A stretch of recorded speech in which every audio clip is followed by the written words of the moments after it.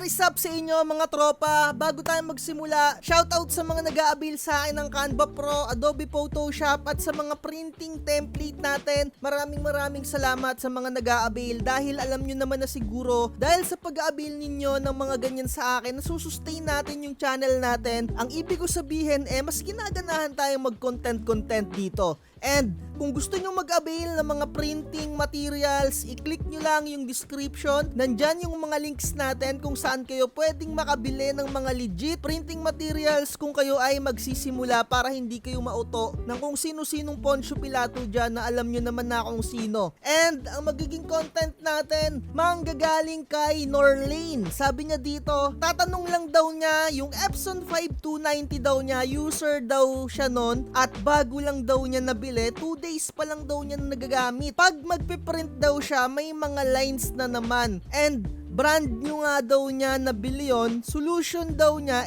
nag-head clean lang siya or alignment, umaayos naman daw. And hindi daw kaya madali masira yung printer head niya. Palagi daw siyang nagki-cleaning. Sana masagot. Mga tropa ko, kung first time user kayo ng mga printer, I highly recommend kahit papano, or kung first time possible kayo na bibili ng mga printer, nire-recommend ko talaga na manood kayo ng mga previous kong upload, yung mga models na bibilihin ninyo na printer, i-search nyo lang dito sa mga previous upload ko. Halimbawa, bibili nga kayo ng Epson 5290, type nyo lang dito Epson 5290, lalabas na yung mga content ko tungkol dyan sa mga printer na yan. And tiyagain nyo na manood kayo ng mga ganitong klaseng content na nilalabas ko dahil kahit papano sa pagkakaalam ko walang naggagawa ng mga ganitong content, kaya naman laking pasasalamat ko at sinusuportahan tayo ng mga nagsisimula ng printing business dyan at talagang natutuwa sila sa mga videos ko. And anyway, sasagutin natin kung bakit nangyayari yung mga ganyang na-experience ninyo. Unang-una, kung bibili kayo ng printer na ganyan, kung first time user pa lang talaga kayo ng printer, mag-stay na lang kayo for original ink talaga. Tsaka na kayo muna mag-pigment ink. And kung medyo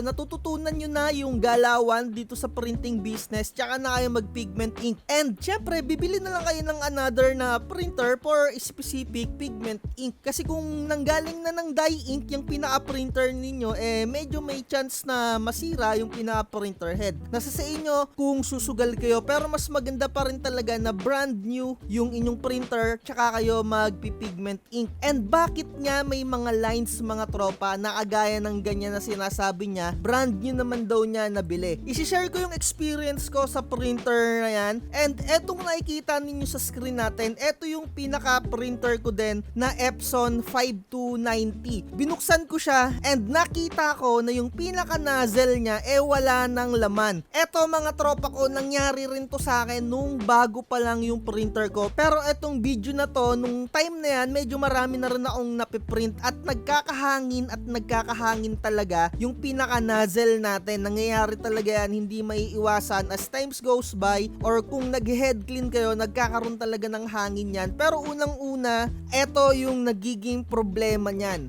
Kailangan matuto rin kayong mag-open ng pinaka-printer ninyo. Napakadali lang naman i-open yan, yung mga printer ninyo. Sobrang dali lang. Siguro maglalagay ako ng clips, titignan ko mamaya kung meron pa ako nung video clips.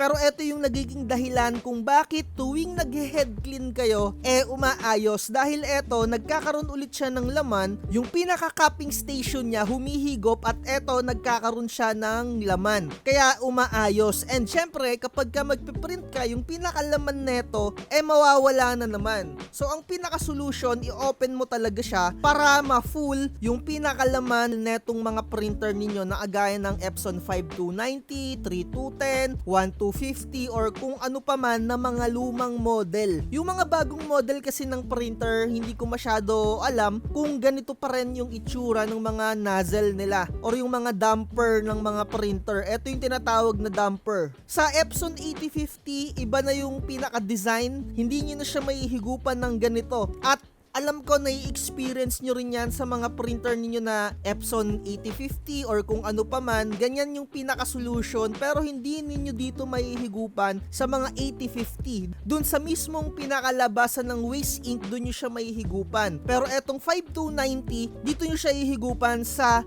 pinaka-damper niya. Hindi kasi nagiging totally perfect yung paghigop nung pinaka-cupping station natin kung bagong-bago pa lang yung pinaka-printer natin. 'Di ba? Syempre re-refillan ninyo yung pinaka-tangke nung ink ninyo dito sa printer na yan. Hindi siya totally napupuno or minsan may talagang patlang. And kung bago pa lang yung printer ninyo, eto ha, sa experience ko lang din to dati, medyo i-massage ninyo yung etong cable na yan para smooth na makatakbo yung pinaka-ink kung kayo ay mag-i-ink charge nung bago pa lang or kung bago pa lang yung printer ninyo. And kung hindi naman kayo marunong baklasin etong pinaka ditong part sa damper, mag-i-ink charge ulit kayo and masasayang kasi yung pinaka-ink na nakalagay na dun sa loob, isisingaw niya. I mean, ibubuga niya and mapapalitan ng bago. Kaya mas maganda, ima-manual mo talaga siya na hihigupan kagaya ng ganyan na nakikita ninyo. Medyo i-slant nyo lang ng konti yung pinaka-tip or yung pinaka-tusok, pantusok ng syringe, tapos hihigupan nyo siya. Pero gagawin ninyo to, bubuksan ninyo yung pinakatangke ng inyong mga printer, yung ink tank mismo. Bubuksan nyo para mahigupan ng maayos. Kailangan puno to, walang mga bubbles. And hindi na kayo mag-head clean nun, maaayos na yung pinaka-problema nyo. Ganyan talaga, kahit bago yung printer ninyo, mangyayari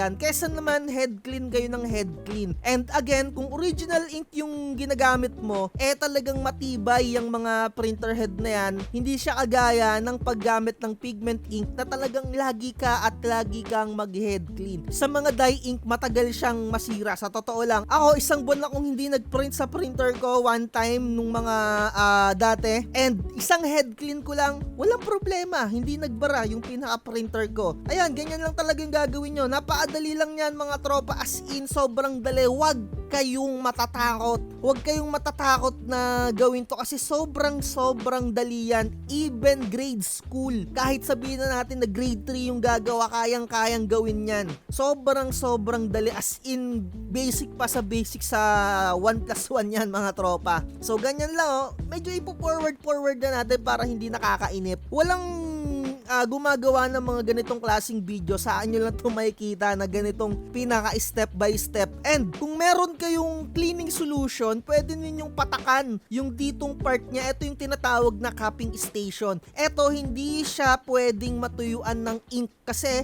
ito yung humihigop para magkaroon ng laman. Etong pinaka damper natin, kailangan ito ay talagang suabe pa rin. Ayan pwede nyo siyang patakan ng pinaka cleaning solution para yung mga namumuo na ink dyan, pwede ninyong punasan. Ayan pinupunasan ko lang yan kung nakikita ninyo. Gamit lang kayo ng tissue. Huwag kayong gagamit ng mga bulak. Huwag. Tissue ang gagamitin ninyo. Yung 3-ply na tissue. Maglalagay tayo ng link sa description para makabili kayo. And eto rin mga tropa, pupunasan nyo rin to, etong part na to, kasi dito natutuluan din to ng pinaka-ink natin kapag ka nagpe-print tayo. And kung nagbo-borderless print naman kayo, eto yung part na natutuluan, yung pinaka-dulot-dulo o yung pinaka-kanto. Ayan. Eto yung mga waste ink pad na tinatawag. Ayan pupunasan nyo yan para yung mga ink din dyan mawala. Ganyan lang, yan yung mga pinaka basic na maintenance. Kahit na medyo bago yung printer mo, gawin mo rin yan. Kung mapapansin niyo kung bago yung printer niyo, walang mga ink dyan, and magtataka kayo for sure, kasi sa experience ko, nagtaka rin ako. May minessage ako na tao, sabi ko, boss, bakit kaya ganito? Nagkaroon ka agad ng ink dito. Sabi sa akin, natural yon. And as times goes by, ayun nga talaga, natural lang talaga. Kasi alam ko, magugulat kayo bakit nagkakaroon ng ink sa mga part na yan. Ayan. Pero anyway, ganun lang ang gagawin ninyo para hindi na kayo mag-head clean. Hihigupan ninyo yung pinaka nozzle or yung pinaka damper nya. So, eto naman yung video. Check natin kung meron pa ako nung papaano siya babaklasin or i-open or iaangat. Wait lang. And eto yung video natin kung papaano siya i-open. Kaya ko siya inopen nga during this time kasi yung pinaka cyan na color parang napapansin ko wala siyang laman na. And ganyan yung nangyayari sa akin. Bukod dun sa may mga linya-linya, ganito yung may encounter ninyo. Hindi nyo ma-achieve yung pinaka true tone or yung pinaka kulay talaga ng output ninyo. Eto no, nag-nozzle check ako dyan. Pinrint ko yung pinaka nozzle ko or yung pinaka print out niya. Ayan, walang laman yung pinaka cyan na color. Kaya ako siya binuksan. Iangat nyo lang to ng konti and meron kayong dalawang screw na makikita dito. Gamit lang kayo ng screwdriver and para matanggal yan. Ito yung part na isa and ito naman yung isang part. And next nyan, meron siyang pinakalock dito sa pinaagilid. Susungkitin nyo lang siya and iaangat nyo. Napakadali lang yan. Kakapain nyo lang yan talaga. Matututunan yan. As in, gaganituhin nyo lang yun, tapos aangat nyo na. Matututunan nyo talaga yan. Sa una, medyo mahirap, medyo tricky, pero hindi yan masisira and wala yang kinalaman sa pagpiprint. Kahit na masira yan, kahit na maputol yung pinaka-lock niya, okay lang yan. Pero syempre, dahan-dahanin nyo na lang din. Pinaka-lock lang talaga yan ng printer. Ayan yung bago dito sa 5290. Sa 5190, walang ganyan. And gamit lang kayo dito ng patungan. Ito, yung pinaka-screwdriver natin, ipinangkalang ko lang para mag-stay put yung pinakatakip niya. And eto, aalisin nyo lang siya. Ayan o, napakadali lang yan na alisin. Hindi mo na kailangan ng seminar dyan mga tropa. Konting sentido ko man lang matutungkab mo yan. Ayan o, dahan-dahanin mo lang yan. Yan. 'Di ba?